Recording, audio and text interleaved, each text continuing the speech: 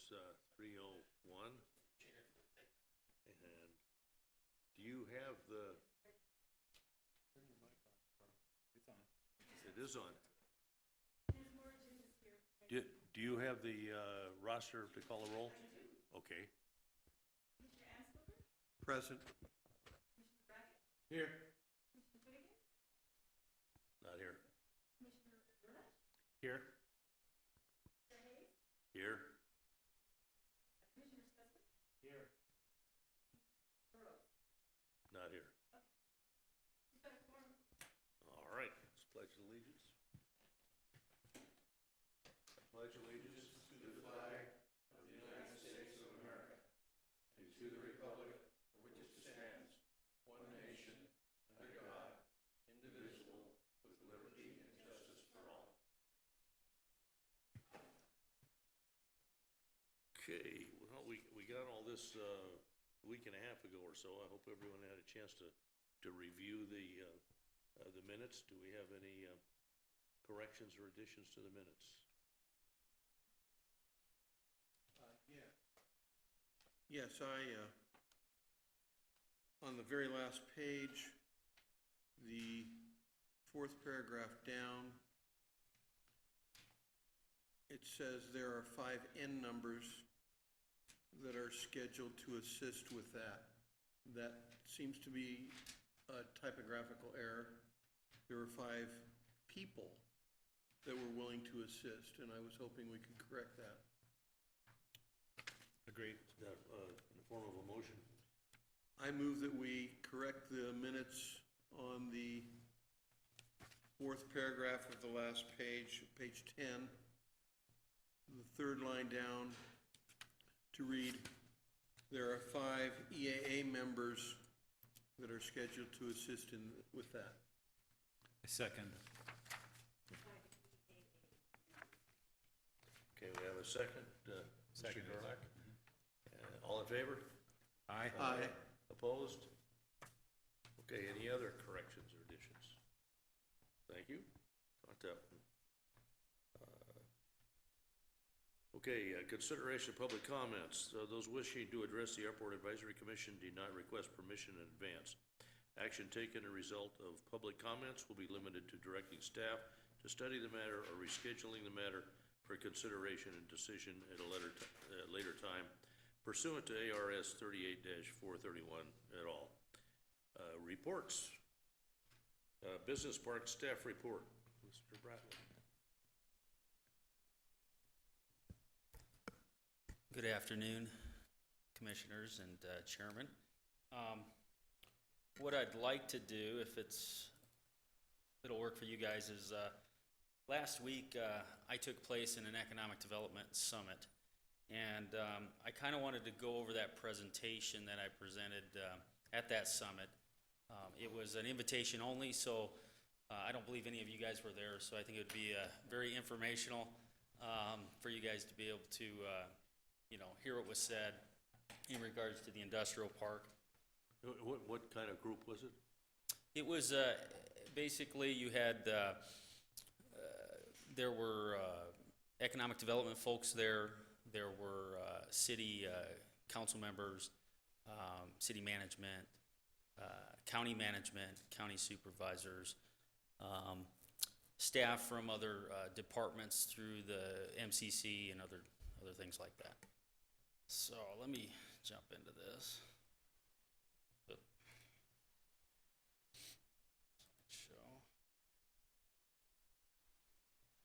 So what we talked about is we talked about primary sectors, secondary sectors, and tertiary sectors. And so basically out at the Kingman Industrial Park, we are mainly made up of secondary sector companies. Talks about primary sectors involve companies that participate in extraction of materials from the earth, harvesting of products, things like that. Our secondary sectors consist of processing, manufacturing, construction companies, and the tertiary companies comprise of your retail sectors and those sectors similar to what you have in town. We then broke down, from those sectors, you get certain industries. Industry refers to specific groups of companies that operate similar business spheres. Essentially, industries are created by breaking down the sectors into more defined groupings. Each sector will have varying numbers of industries, which can run into the hundreds. And currently, the Kingman Industrial Park is made up of roughly 67 businesses with around 2,693 employees. And when we graph that out, this is what you're looking at here. Service industry, about 103, 398 in warehousing and storage. The big one is the manufacturing at 1,614 employees. So what does this, what does the 67 businesses really mean to the industrial park in the Kingman region? In order to help us answer this question, we like to look at what are called direct, indirect, and induced impacts. Your direct impacts are the result of money initially spent within the Kingman region by businesses or organizations, which in this case are the businesses out at the industrial park. This includes the money spent to pay salaries, supplies, raw materials, and operating expenses. Indirect impacts are basically impacts that result from business-to-business transactions, indirectly caused by the direct effects of those businesses. Businesses initially benefiting from the direct impacts will subsequently increase spending at a local business level within the Kingman region, and those indirect impacts are a measure of the increase in the business-to-business activities that happen. From there, we can have induced impacts, which are the results of increased personal income caused by the direct and the indirect impacts. Businesses experiencing increased revenue from the direct and indirect impacts will subsequently increase payroll expenditures by hiring more employees, increasing payroll hours, raising salaries, et cetera, et cetera.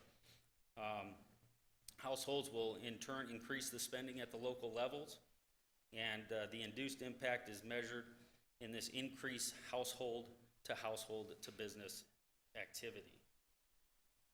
So when we looked at the 2,693 jobs, the direct labor from that was $108 million a year, which you've heard that number before. The direct output from that goes up to the $515 million. When you look at the total impact, which includes the induced and the indirect, our jobs from the 2,600 jump up to about 3,868 jobs. That's an increase of about 1,175. Our labor income jumps up about 43 million to 151 million, and then the total output jumps up to 555 million. Then I talked about companies out at the industrial park, and basically what I looked at was base industries. And when we're looking at base industries, we look at companies that sell or export their products outside of our service area. Basically, most of their consumers are not within the Kingman region. So they're sending product out and bringing new money in. And so we have companies like Brackett Aircraft that is a small aerospace company that produces quality aviation products, and they basically sell their product outside, and the revenues come back in. And then I went through and I explained that, and I showed them things that these companies made. We went through multiple companies out there, and they were very excited about this guy. So we looked at industry clusters. Industry clusters are companies that work off of each other. So you have like ISCO Industries builds the pipe. They sell the product JM Eagle builds the pipe. They sell it to ISCO Industries. They take that pipe and they'll cut it, and then they'll weld those two sections together. So you'll take a pipe like this, you'll cut it, and you'll have something like that product that then goes out into the market. And so we have industry like that out at the airport that work off of each other, and that continues to grow. Companies like Shelves West, we're seeing all kinds of growth from them. Right now they're at about 26,000 storage totes a day. That's 7 days a week, 365 days a year. They're currently adding another line in their plant. They're spending about $2 million. And so that's gonna add a capacity about 50,000 totes a day coming out of that plant. So that type of production is gonna. Through the ceiling? Yeah. So then you look at Henry Company. You know, this is one of their largest, most productive plants in the U.S. right here in Kingman. We talked about that, and I brought pipe and other material, presented that. Look at Cantex. They're this facility in Kingman is their top facility nationwide that produces PVC. Smaller companies, went through a list of these companies like B&J Engineering. You know, they produce various gears and that are sold into New Zealand, Australia, all over the U.S. And these applications are for dirt and asphalt sprint cars, midgets, modifies. We talked about Desert Diamond Distillery. You know, established in 2009. They're one of the first, not the first, distilleries in Arizona. You know, right out here at the industrial park. Cascade Tissues. I'm sorry, they're all on here. Cascade Tissues. They currently produce about 95,000 cases per week of either toilet paper, napkins, and other products. And when you look at the growth potential there with even like that company, they have, it's only 2 facilities that service the West Coast. And when you look at their numbers, they're a growing company. So we go after them, we say, well, we want your expansion if and when that happens to happen here at the Kingman Industrial Park. So I want to talk a little bit about some of the road work that you're seeing going on out at the industrial park. We do have some road maintenance that's taking place this week. And so we've sent this out to all the companies. We've answered a lot of questions and calls on this. And we're making a lot of progress with our road maintenance out there. A little bit about the Arizona Commerce Authority grant that we submitted. The grant, as you know, was for reconstruction of 3 roads. We requested a funding of about $275,000 from the Arizona Commerce Authority. The evaluation of those applications were reviewed on May 15th. The Rural Business Development Advisory Council chose our grant application as one of those that was accepted. There were 4. From there, it proceeded along to the ADOT, what is called the Priority Planning Advisory Committee, and that was done on June 5th. And they also approved those applications. So we have one more step through this process. On the 21st of this month, the Arizona State Transportation Board will be meeting in Pine Top, where we hope to have the final approval and the acceptance and award of that grant for $275,000 to complete those roads. So we're very excited about that. We've also started doing some scraping along those roads where we're working with the county to put into their maintenance systems the one on, if you continue down Government before it hits Portway, that road, we're looking at getting that in the county maintenance system. We might need to do a little bit of a chip seal on that in order to do that, so we're working, and we've budgeted for that, as well as the other roads. So we will have, when all this happens, these roads will all be completed and done. So that's, we're very excited about that. We are also have another application in on a land sale.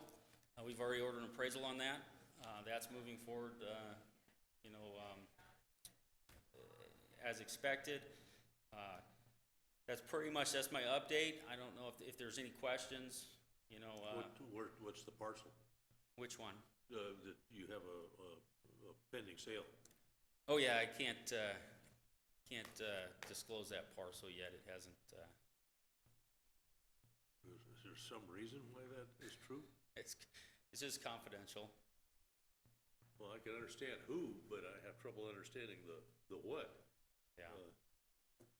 I've just, in talking with the attorneys at this point, I mean, we haven't gone out and disclosed those parcels as we get them in and they go through the application process. There is none, no application yet, you say? No, there's an application on it, correct. I have a question. Has there been any activity on the website, bid process website, airport Yes. website? Yeah, so I have 2 bids back, and I've got 1 more I need to wait for. So I get those, that other bid back, staff will take a look at it, and we'll, choose one of the providers. Our budget, this is for next fiscal year, so once the budgets are approved, we'll be able to, I want to be ready, basically, when our budgets get approved, to start moving forward with one of those companies. And then you will be part of that process and working with us as we go through that. Okay, thank you. I believe you're on that committee, Tim? Yes. Any other questions about that? Nothing? All right. If you can't disclose the amount, the location of the land that's being sold, can you disclose Well, the proposed amount? Or acreage? no, we don't have the appraisal back yet on it. And really, anything could happen on these. So until it's actually been appraised and the buyer, decides to move forward with it, and actually, once we get everything in, they will put they'll put in their letter of intent. Is this a large parcel, or is it? No, it's a smaller parcel, Okay. one of our smaller parcels in the park. Thank you. Okay. You're welcome. All right, thank you. Okay, airport staff report.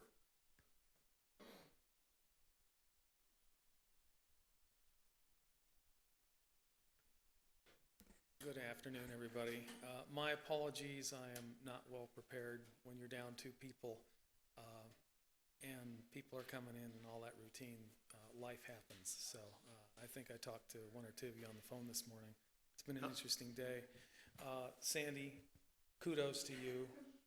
She knew 5 minutes before this meeting that she needed to be here.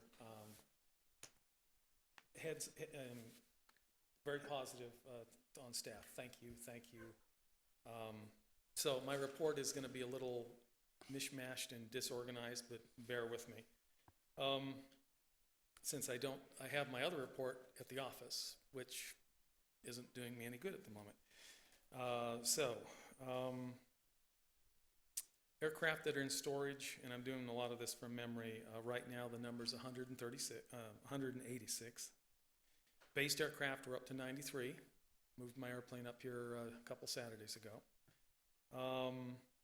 We have 1 vacated spot in the shade port as of about a week ago. We have 5 vacant hangars. On gas, what I recall for this, not May, but for April, it was around 122,000 gallons of fuel. I don't recall the breakout between avgas and Jet A. Steve, Yes, which shade port became empty or open? I would have to research that. I don't recall at this Okay. point. Thank you. So again, bear with me here. On numbers, year-to-date expended $1,278,560. Month-to-date expended, and actually, you don't need that. Encumbrance at this point is $500,982.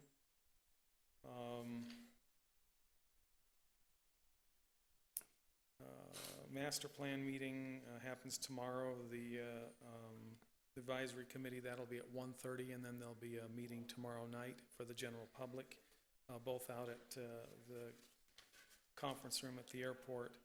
The terminal remodel is in progress. I believe the restaurant was closed yesterday when I was out here for about an hour in the afternoon. It was open today, which was a surprise because I thought it was going to be closed, but nonetheless. The tear-down operator out of Arkansas, we're continuing to go back and forth on language in the agreement. not so much the numbers as monthly pay down or payout. Did have this afternoon, actually, one of the reasons, well, it's not a reason. Part of my disorganization, an aviation business out of Camarillo, California, that wants to relocate, that deals with warbirds. So that's an interesting dynamic, and I'll be meeting with that gentleman probably in a day or two. An overview of where I was at last week. Over at the FAA Airports Conference in Torrance, just some highlights of that. The first and second rounds of the supplemental funding have been awarded. When you go online and look at it, it's kind of amazing the amount of money they stuck in some of these interesting airports that are out in the middle of nowhere, as opposed to Kingman, where we really need it. The center of the universe. Yeah, exactly. For the next 4 years, and again, the Reauthorization Act is for 5, next either 4 or 5 years, each time there's a funding cycle, there'll be an additional $500 million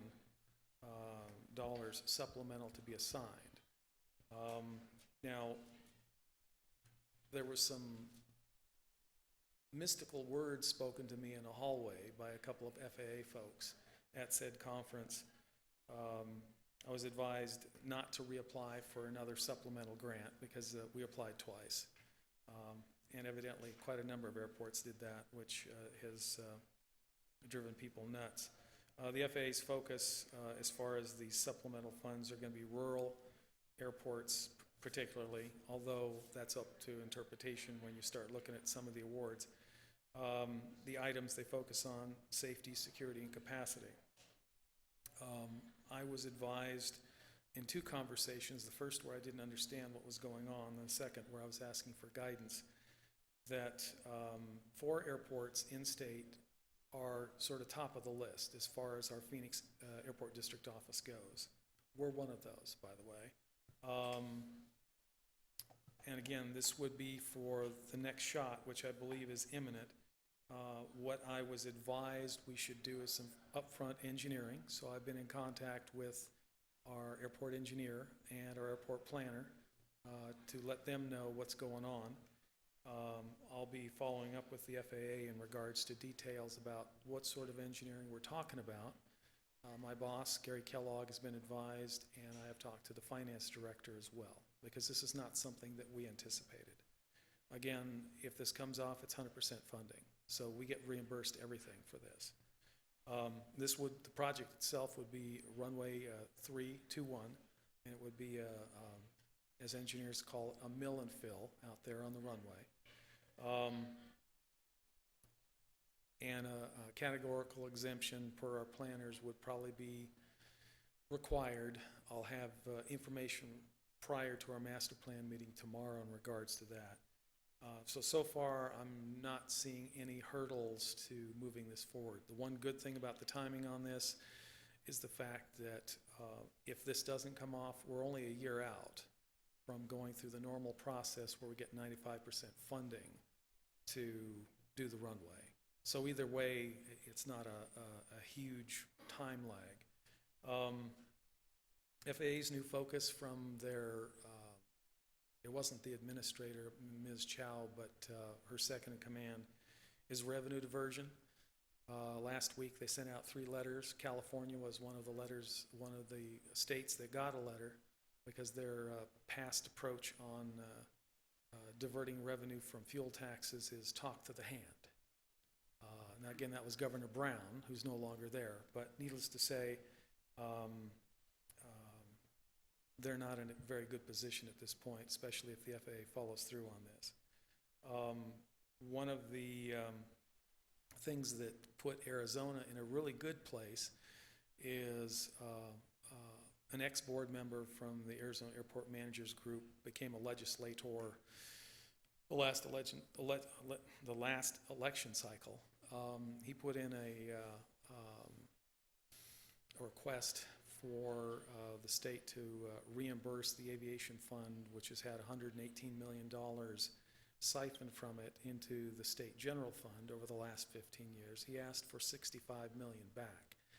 Needless to say, his colleagues in the legislature basically advised him that that was a little over the top, so he knocked it down to $10 million. Well, guess what? In the budget, that $10 million's there. So $10 million is going back into the aeronautics fund for the state of Arizona. Said legislator was at the FAA conference.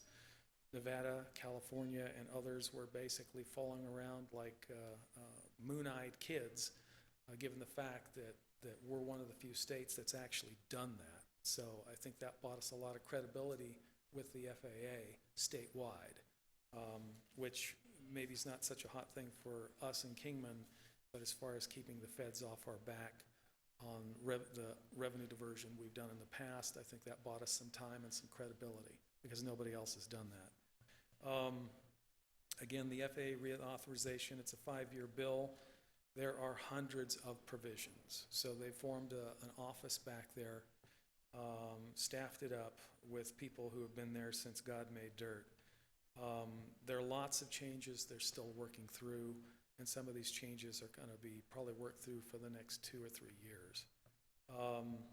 Some areas, and this is just a few, where you'll see things change, non-aero development on airports. Now again, we don't qualify because we're a federal surplus airport.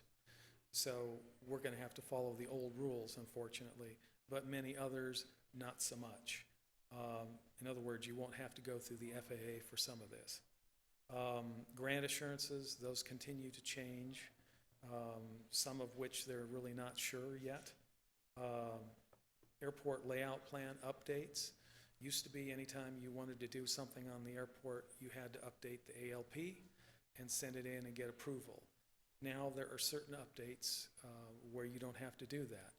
The other dynamic, which was made very clear by a panel of lawyers from compliance in DC who were giving this presentation, was if you don't go through the FAA process, then they are within their rights. It'd be interesting to see if they follow up on this.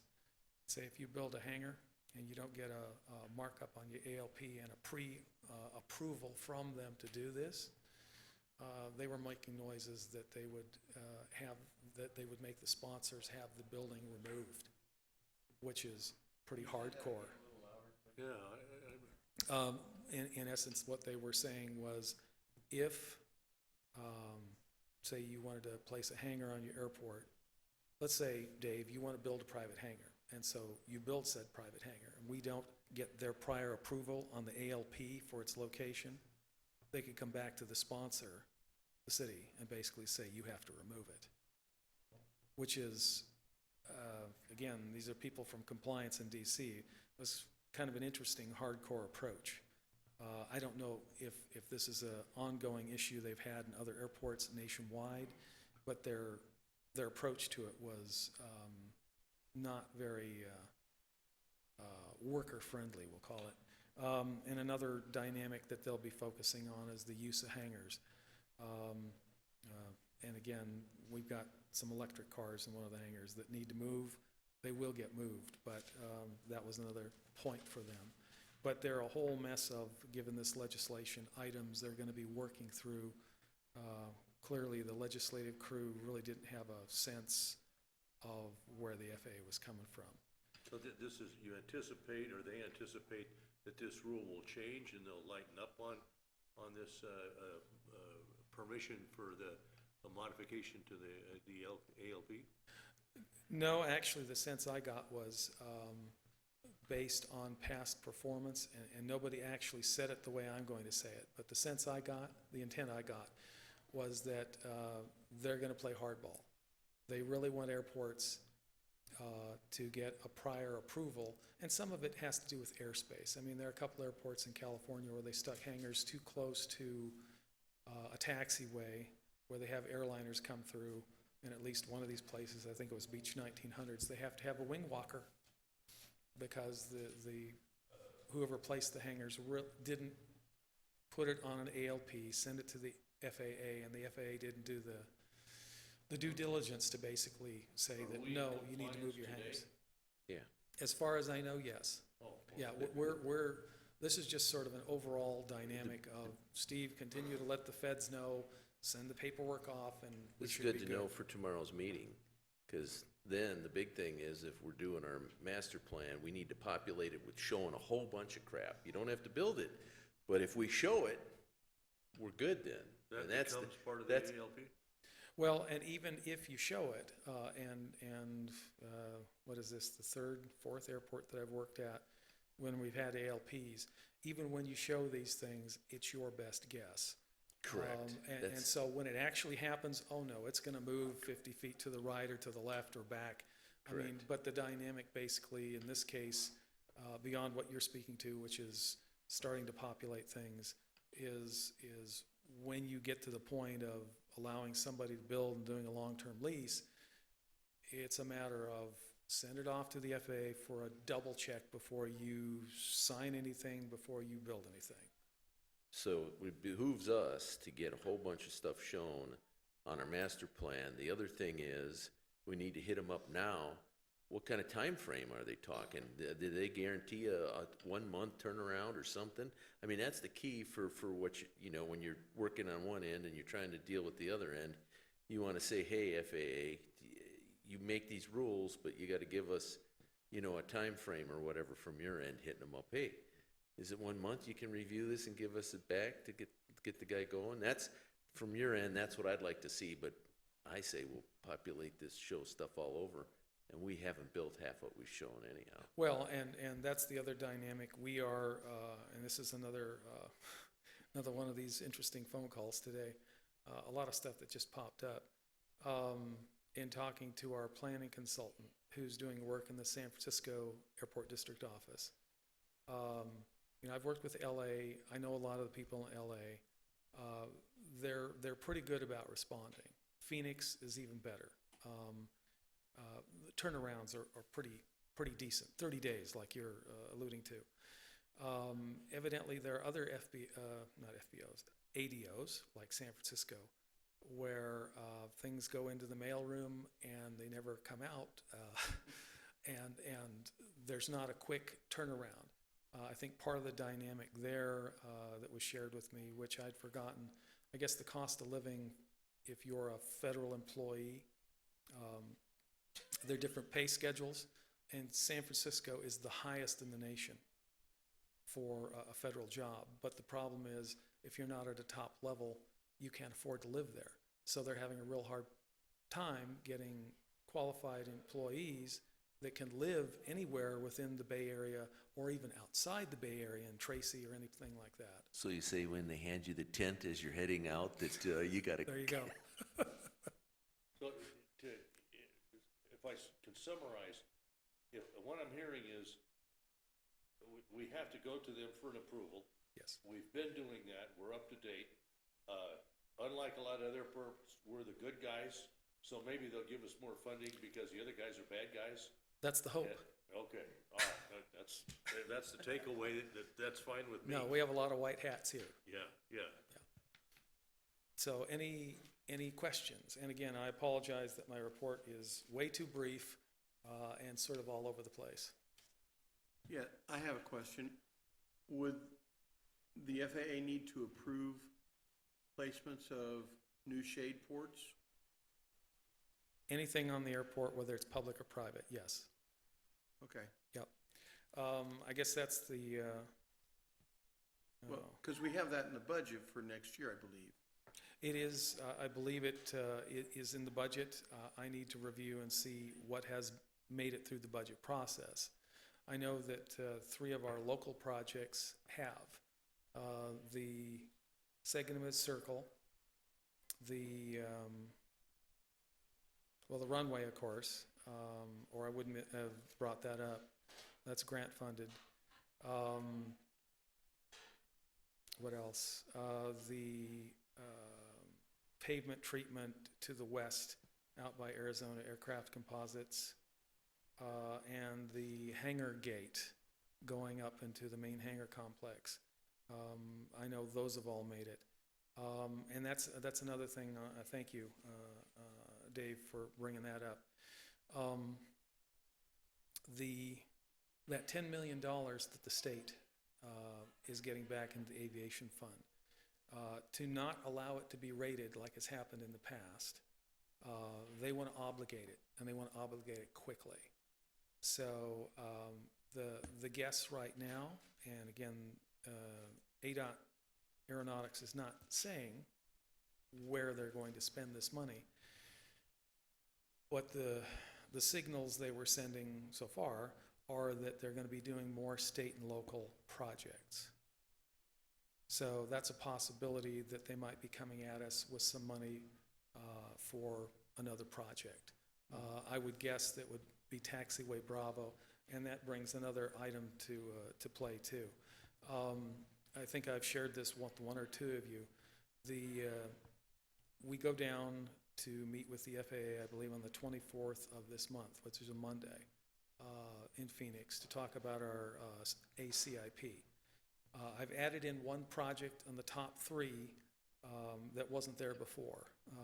And so right now, the runway, which we've talked about, 321, is still number one. Number two is Taxiway Bravo, doing the design on that. Number three, and this is a new one, would be a drainage master plan for the entire airfield. And the rationale behind that basically is we have one business on site right now permanently, another that's negotiating for a short-term agreement to tear down 8 airplanes.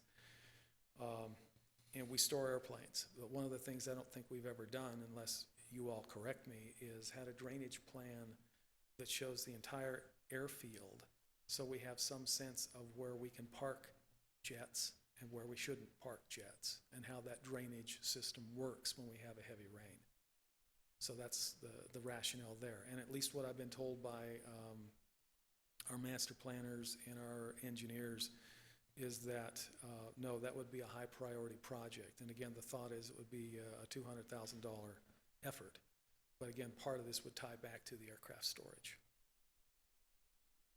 Sorry, you bargained for more of an answer here than Steve, am I correct that that's something that should have been done a long time ago and we've been called on it?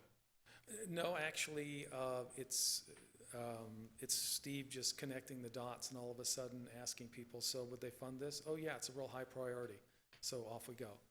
The premise in my mind basically is we have a second, even though it's a temporary permit outfit that's interested in tearing down airplanes, so all of a sudden, okay, yeah, we really do need to look at the drainage. Mind you, this is just the airfield side.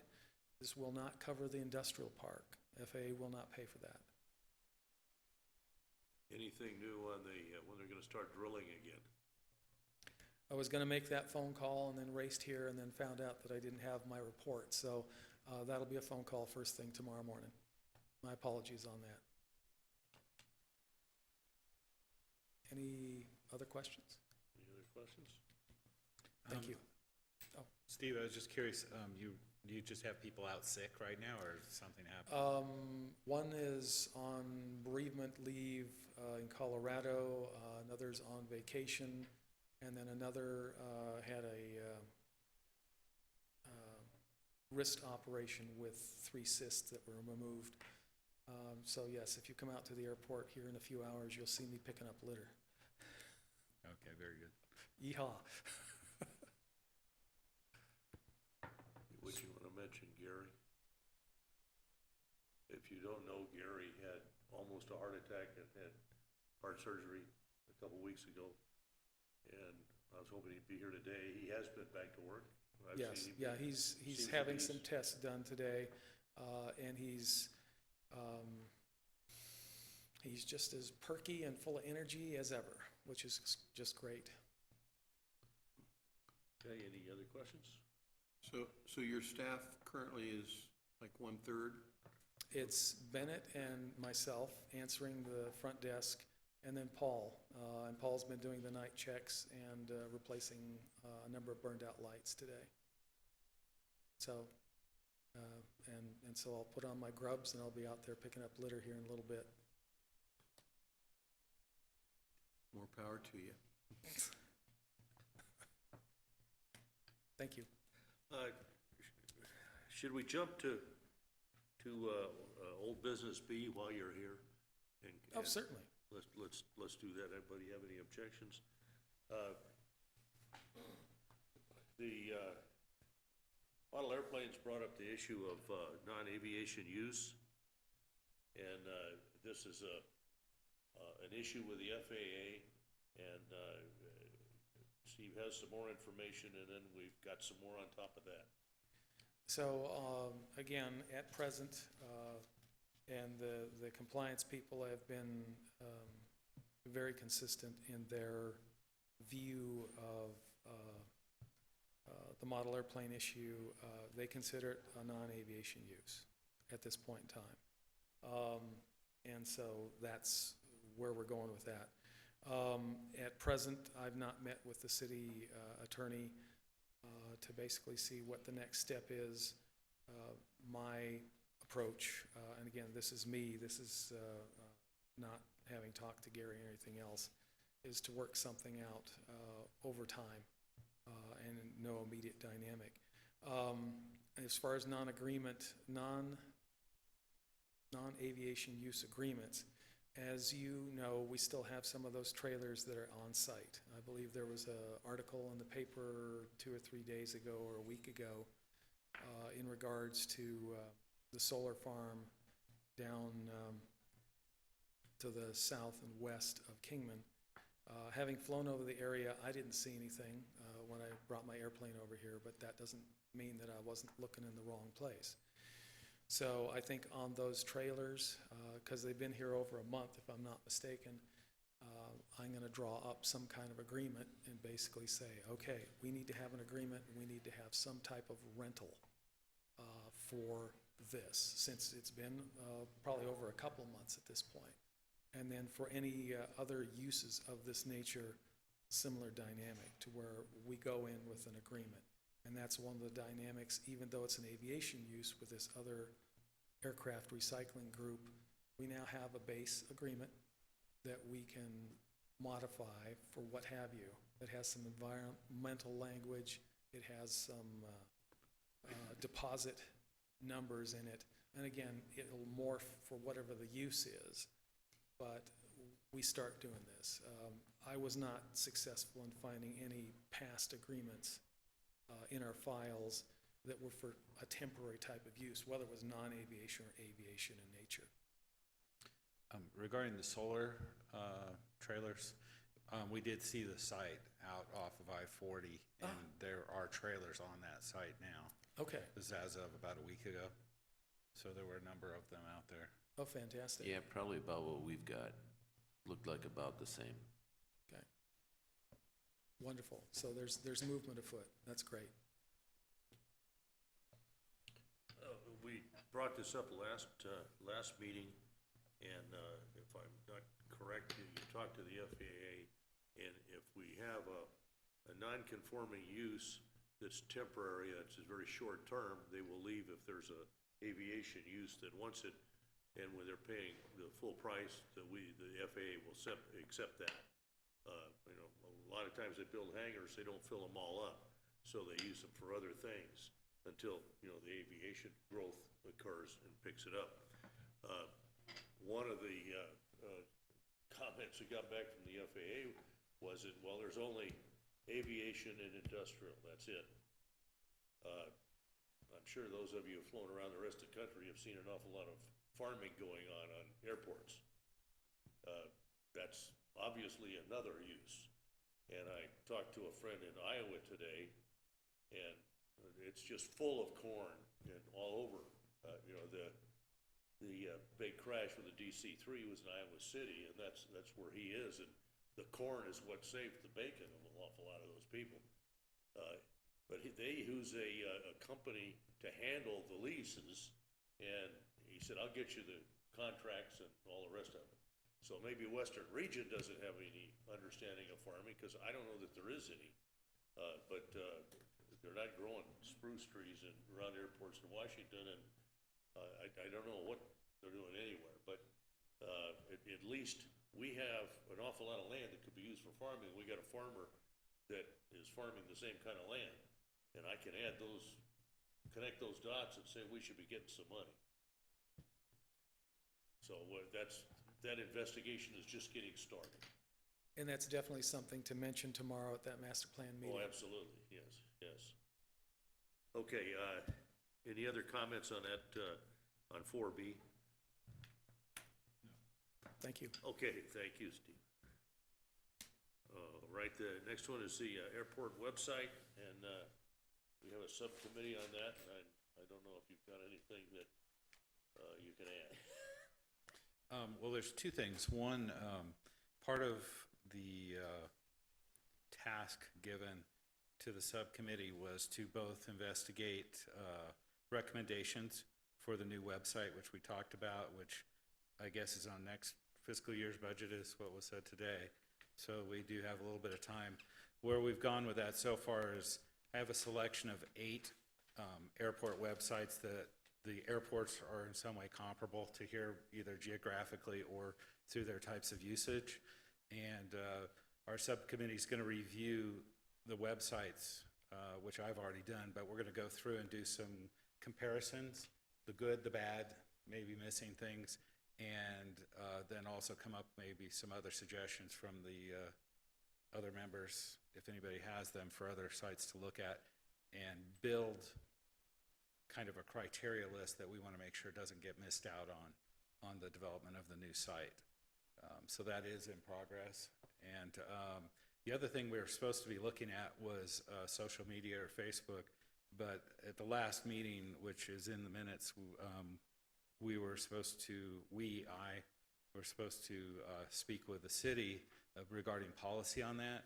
And there's been some developments where apparently there's different channels that we need to go through to do that. So I have no update regarding that other than we're still kind of learning our way through the system here on how that's supposed to be handled. Well, it was made clear to me that, and I can understand the reason, we've got a lot of downtown groups that could come in there any day and want a whole bunch of stuff put on about what some event they have going on in the park. Ours are a little bit more longer term. But it's gonna have to go through the airport manager's office, and I don't see a problem with that as long as they don't sit on it for 3 months before they put it on the website. And that whole process of working from the airport manager to an item on there, and I assume, it'll run through policy and presentation, and, I don't see any liability issues, but certainly, propriety and that type of thing. But that should be a quick review and shouldn't be a problem. So I anticipate, since we're kind of starting a whole new way of doing things here, with the website, that, put that information out there, that, we'll just have to go through the learning curve.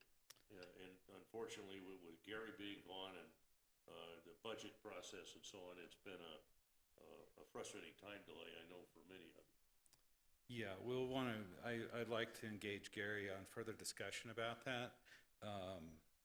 Unfortunately, the nature of the social media side of the discussion is about timeliness, and we have to figure that out. There's got to be a roadmap, because there are different entities within the city organization that handle things differently.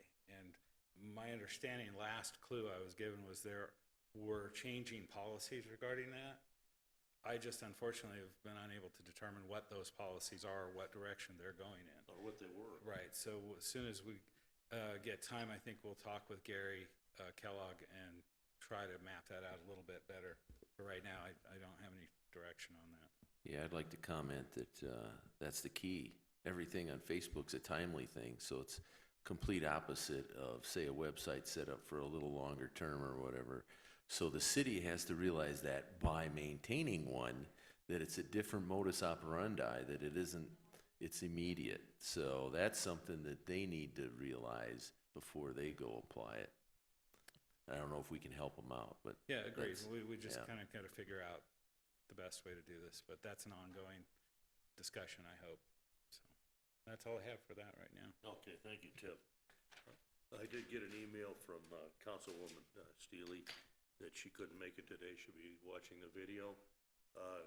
and she requested that I talk to the city manager about our report in July. She didn't mention that a joint report, but so much of what's getting done is Steve, not this commission. And to the extent that you didn't cover it in your last kind of ad hoc presentation, but we're gonna have to make sure we've got all the bases covered on that. I guess the city manager will decide, you know, on the scheduling when they can put it on, and we'll do that. And I still anticipate a workshop with the council in the fall on the whole procedural thing about getting any kind of decision made.